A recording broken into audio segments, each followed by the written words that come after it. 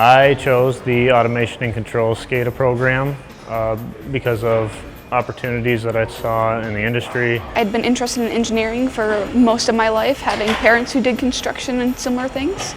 The Automation and Control SCADA program is a lot of factory scene, a lot of the controls technicians, a lot of the troubleshooting. So it's a lot of like the behind the scenes, not quite your everyday like office job worker stuff. In the SCADA program, I am drawn towards the programming. And a lot of HMI building.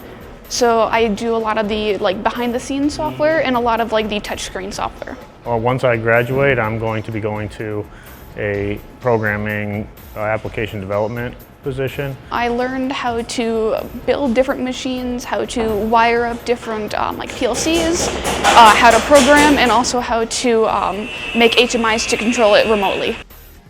More and more industry is going to be more automated, and there's going to be a need more and more for programmers and technicians and people to work on those systems. I chose Mitchell Chet because of all of the great reviews and all of the like great students that come out of here and in the workplaces around me that I've seen. It was also military friendly, which was awesome since I'm a veteran. This is a great school. Be the best at Mitchell Tech.